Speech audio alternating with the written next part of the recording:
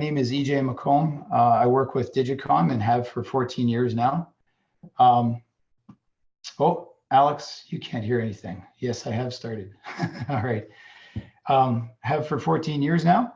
And this is part of our Adding Value series, whereby every 2 weeks we pick a topic and we try and explore that topic with you, for you, hoping to provide value to you.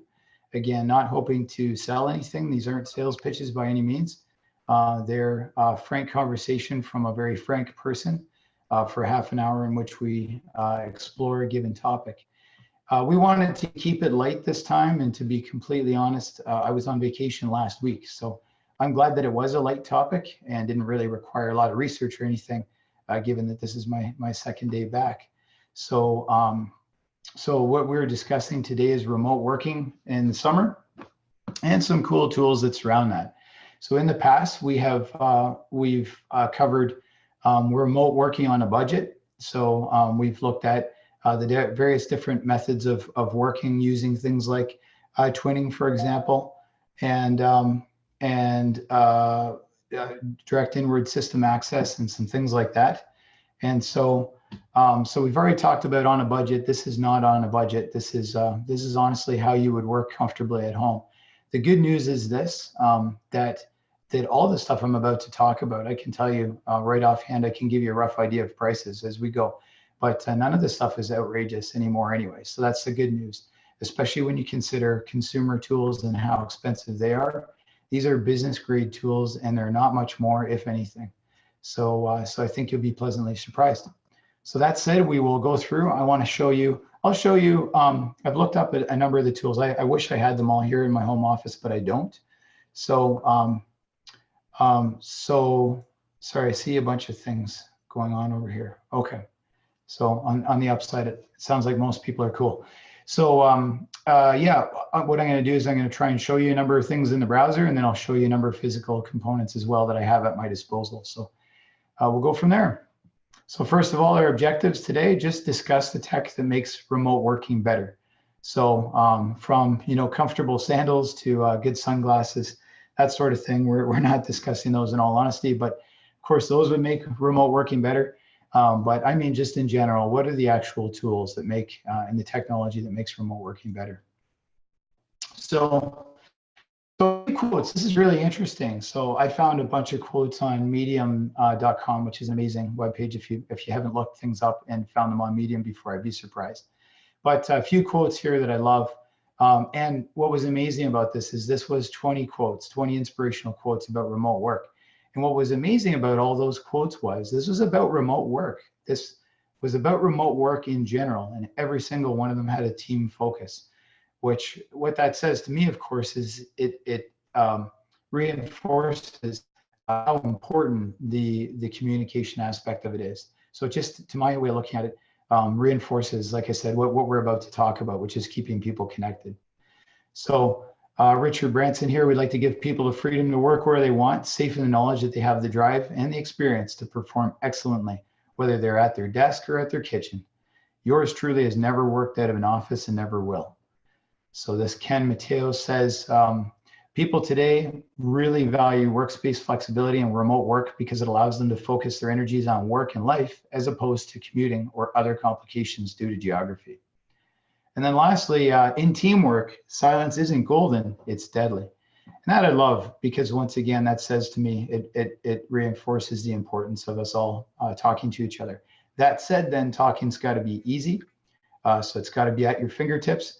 And it needs to, and the technology surrounding that needs to work well for you and be comfortable.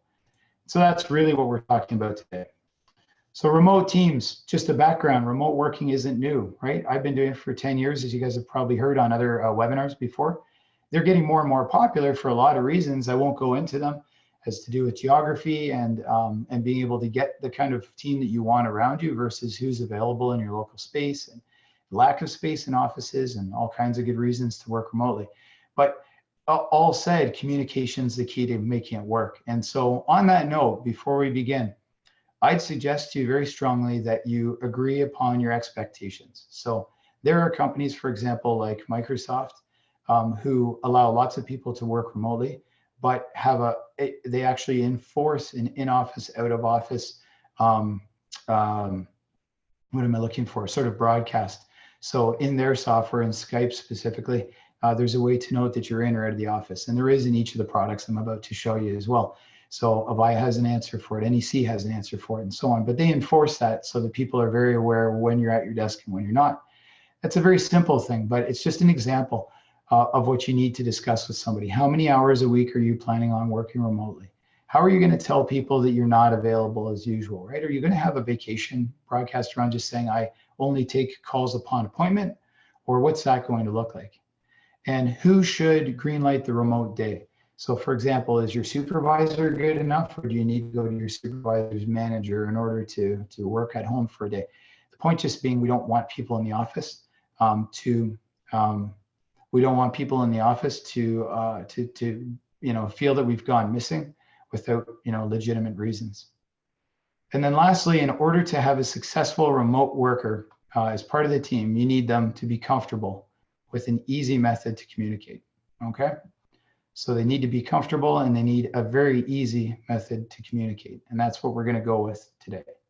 So a comfortable, easy way to communicate. So even if you don't think that you warrant good communications equipment, your customer sure does. And so I made that up. You can quote me on that one if you want. Again, even if you don't think you warrant good communications equipment, your customer deserves it. Okay. And so what makes that up? We're going to discuss very quickly today: desk sets, soft phones, speaker phones, and headsets. Very simple. So whether you're going to have a desk set like I have here in front of me, on your desk, that's an IP set, obviously, not part of the office, a soft phone, a speaker phone, or a headset. Those are the components that we're going to talk about today. So desk phones. Desk phones, and this is again a general statement, but desk phones generally have two options. In fact, I don't know of any exception to this rule. They have two options. Either you can go with a manufacturer specific phone. So that is, I've got an NEC phone system, I buy an NEC IP phone, or you can go with a third party SIP IP phone, right? Which is what I just showed you on my desk, for example, right? And I've got 4 phones on my desk that I'll go through, 3 out of 4 of which are active and I use them daily. Okay, so a manufacturer specific phone, the big advantage is it works just like your phone does in the office. It can generally show on the buttons when somebody is or is not on the phone. It can conference the same way as you're used to in the office, and so forth.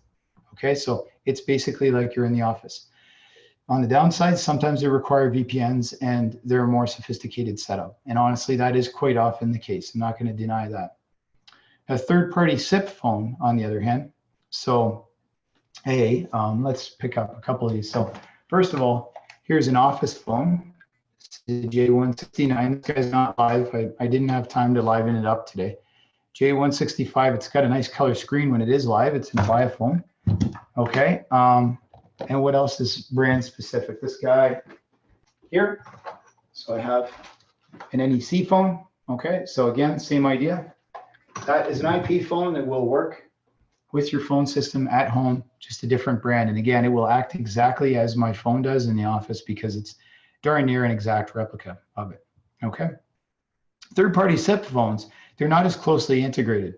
So that means like busy lamp fields, things like that, you usually can't get from your PBX. So if you've got an Avaya PBX or an NEC PBX, generally speaking, unless you have an NEC phone or an Avaya phone to match it, they don't give you busy lamp field and that sort of that comfort that you're used to in the office. Okay. So generally speaking, again, usually there's a key code to get into voicemail, key code to do a transfer as well. Whereas the hard buttons on a proprietary phone by one of the manufacturers give you all that functionality. All right, it's just something that you have to accept. But generally, they're easy to set up. They're easy to buy. Like you can go to Canada Computers, you can go to Tiger Direct, you can buy them from wherever, generally speaking. If they're a generic SIP phone, they will work with your PBX. You can take that for a lot of advantages. If you switched your manufacturer PBX, you went from an Avaya to a Mitel or something, chances are pretty good that your phone will still be useful. So there are a lot of good reasons to go this direction as well, right? And if you just need basic phone features, this is a completely legit method. So an example of that, I wonder if this cord is long enough. It is. So we have a Polycom here, you can see with the sticky note on it. So a Polycom here, it's got a nice looking screen on it. It's got a good speakerphone. This Grand Stream that I showed you earlier on, again, nice looking screen, some color. It's got this one has the weather on it, very nice, 26 degrees right now. So, so a lot of reasons, you know, to go that direction as well. All right, so that's your options for desk phones.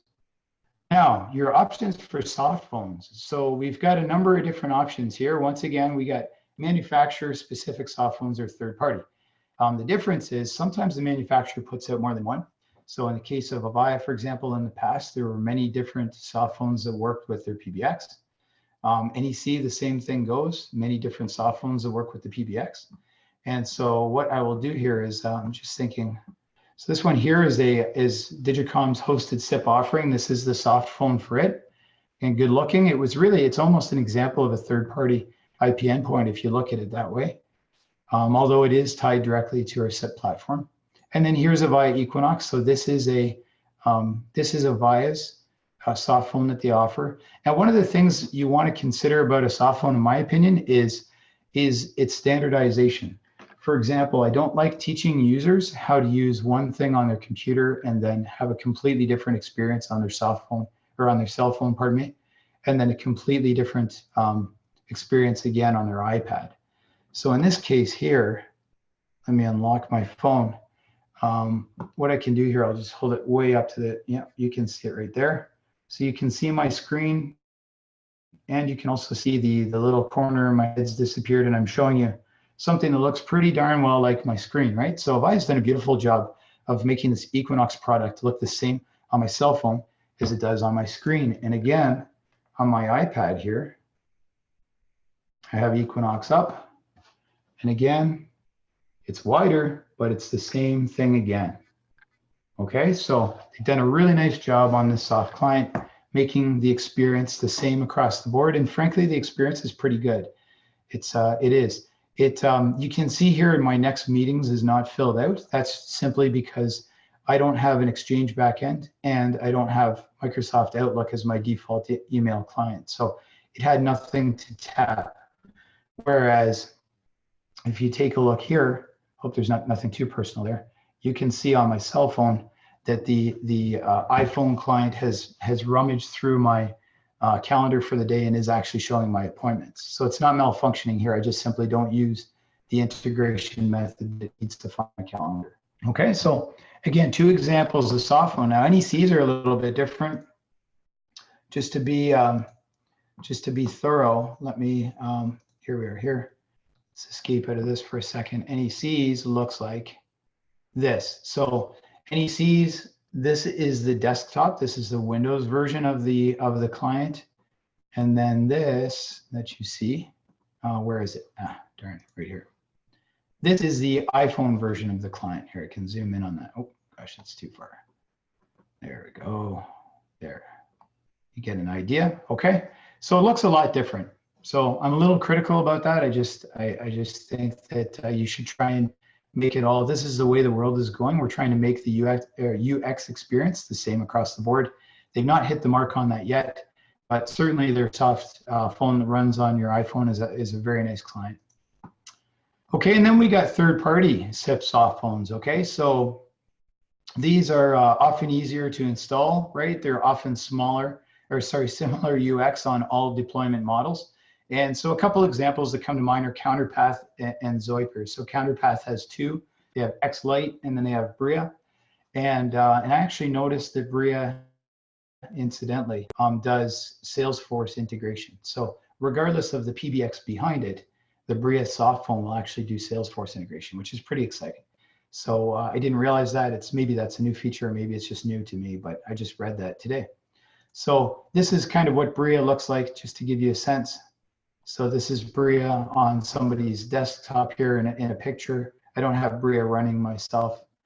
And then Zoiper.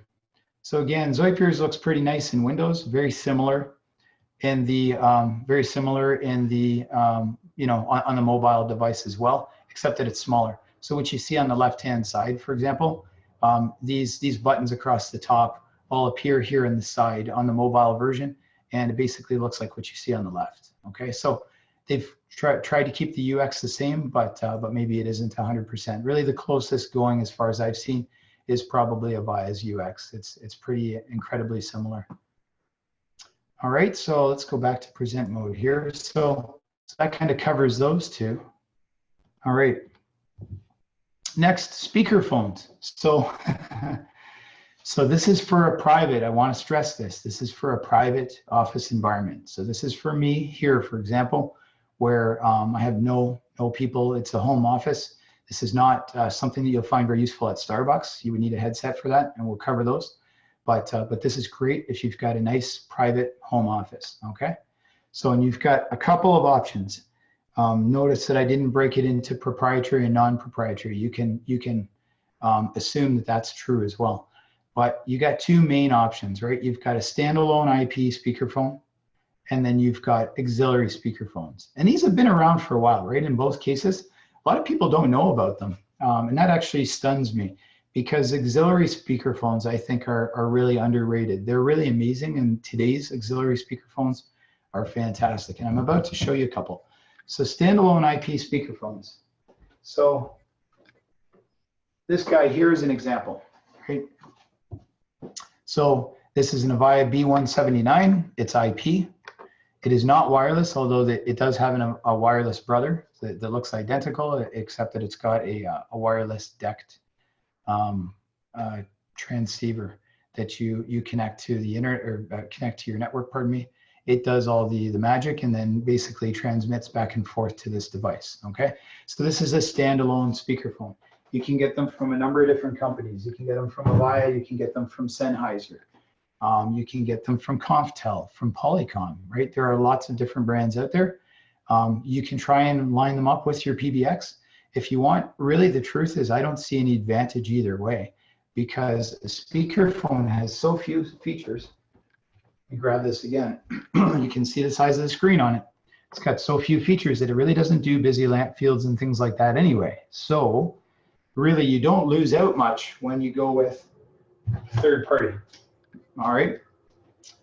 So they've got great audio, and remember, they're generally pricey. Like, these things are usually $500 to $1,000, right? So they're not cheap because they're made for a boardroom. So they're not generally used by people in their home office, unless you work for an interconnect like I do, or unless unless I guess conference calls are extremely important to you. Okay. So the Avaya B179, the Avaya B199 is another example. Oops. It's actually coming later on this summer. Very cool phone, and it will actually daisy chain. So it's finally made for 1,000 square foot environment, one speakerphone, because of course it is daisy chaining to other speakerphones, right? It will also come in a wireless variety, incidentally, that has even the mic pods as wireless to the unit. So you can really set things up nicely without kludgy wires all over the place. Now, auxiliary speakerphones. So these are my favorite, and it gives me a chance. I don't generally plug anything at all, but this little guy here, I think I've mentioned it before. This little guy here I love. I really do like it. It's an Avaya B109. So what an auxiliary speakerphone is something that supplements something else. So this guy here doesn't get on your network, and you can't dial. You can see there's no dial pad there. You can't dial it or anything like that. What it is a very sophisticated speaker with digital signaling processors built into it that you would find in a big speakerphone. So it does a beautiful job of noise cancellation and so forth. And it will suffice for playing music from your iPad. So last week, again, I was on vacation, and this has this nifty little carrying case. And so I had this little phone with me for any of the phone calls that I took. I had my iPad right here with me running Equinox. And I use the speakerphone using Bluetooth. So in the evenings, of course, I'm listening to music on it. And in the days when I did have to take a phone call, I use the iPad and the B109. Why not my cell phone? Good question. I actually like having the cell phone to look up emails and so forth when I'm talking to somebody, because I don't have my desktop with me or my laptop with me. So that way I can just make one of the devices into the phone, and the other one can be my cruising, looking things up while I'm talking device. So it really doesn't matter which does which.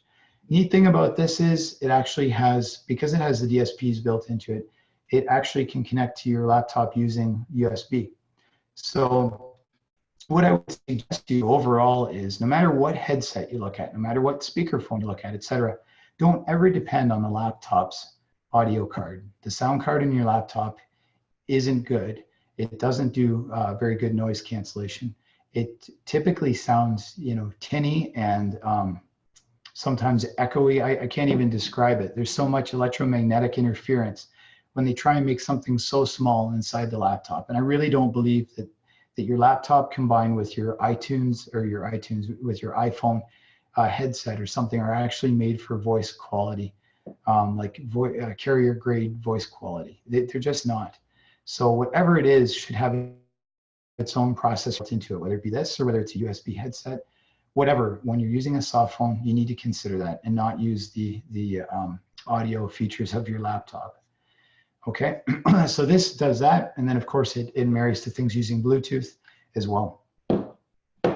So that is your B109. Avaya is putting out a thing called a B129 very soon, later on the summer. I believe they said August, and it's a little larger than that. It's the same idea, a little more sophisticated than the B109 there. So, and hopefully it comes with a carrying case, because honestly, I think that's pretty cool. Plantronics has a thing called the Callisto, and Sennheiser has an option as well in the SP series. So let me show you just really quickly. And these are not, again, I'm not pitching any of these things. I just want you to be aware of what's out there. You can find these things in many different locations. I believe Digitcom does sell all of them, but again, I'm just providing you with information. So this is the Plantronics version. Maybe not as cool looking as the Avaya one, but in general, around the same price point. By the way, these are around 100 and change. So like $110, $120 or something. They're not very expensive. The Sennheiser one, of course, will be. So Sennheiser, everything is fairly pricey.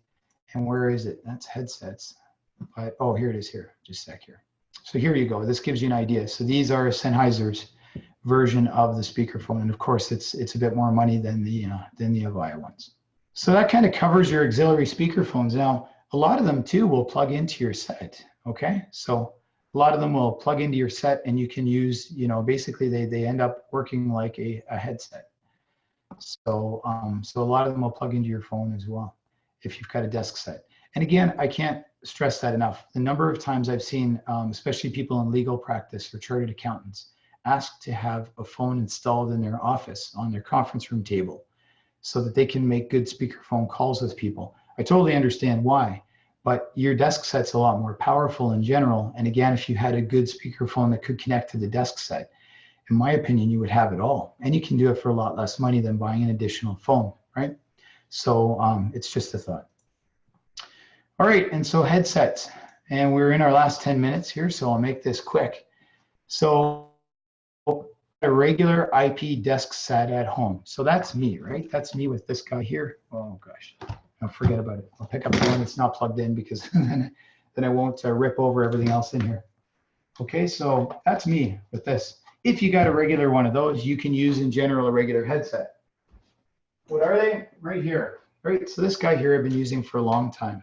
Just a little Sennheiser, one of the least expensive ones in their series, right? So this is, I believe, less than $100. It's one of our top sellers as a result. You have to consider the cord that connects to it. So you see I've got two different cords in my hands here.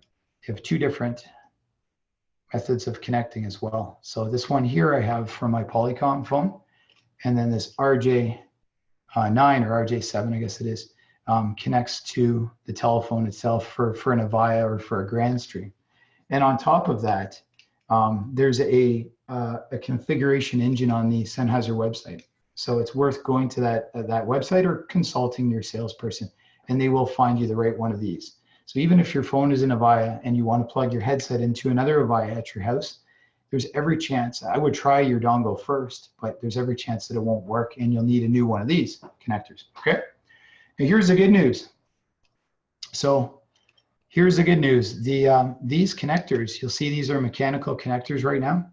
So these connectors on Avaya headsets now come magnetic as well as mechanical. So you can choose a mechanical one or a magnetic one where they snap together and they hold together with powerful magnets. So some really neat things.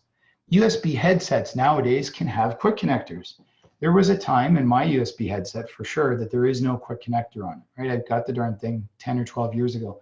So there was no such thing as a quick connector end for a USB headset. Now they come with the quick connectors.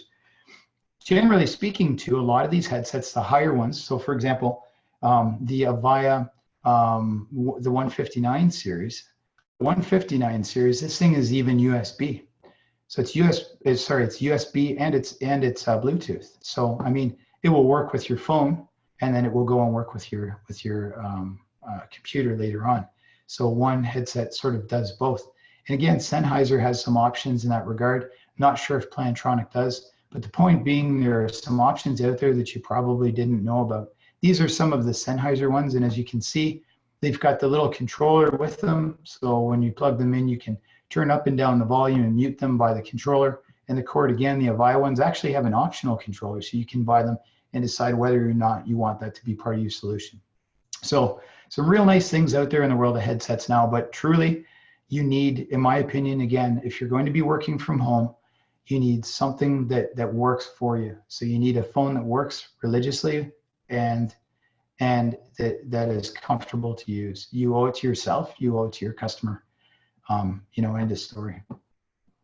Okay, so I'm going to bring up a poll in about 2 minutes. Don't let me forget that. But my sort of final thoughts on this here. So some advice. First of all, talk to us, right? Talk to us if you've got any questions. Call your sales executive. Call a trusted service person and ask for the honest truth on these things. Sales guy will give you the honest truth too, but ask what our opinion is on them. Give us your use case. Tell us how you think you're going to, work remotely. 90% of the time, I should be at my laptop working with the soft phone, but 10% of the time, I'll be in. What's the best thing for me to get? Because between the soft phones themselves and the soft phone that runs on your mobile phones and all that sort of thing, we want to come up with what works for you.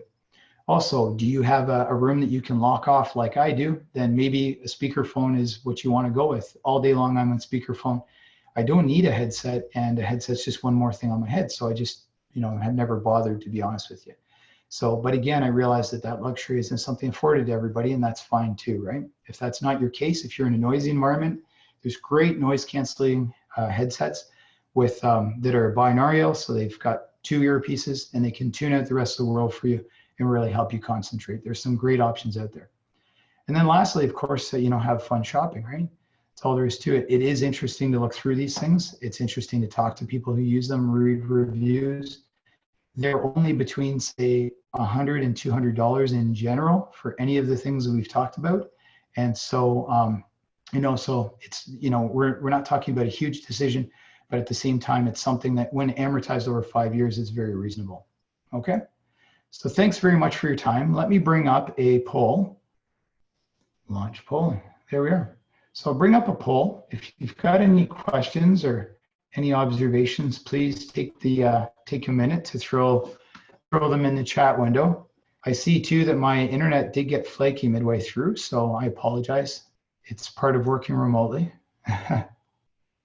And again, I apologize for the cold. Believe me, I don't want it either. So what can you say? So thank you again, folks, for your time. I'm glad we were able to wrap it up on time today, 2:31. So give you back the rest of your days, and hopefully we can provide you some further value going into the future. So take care and have a good rest of the day, everybody.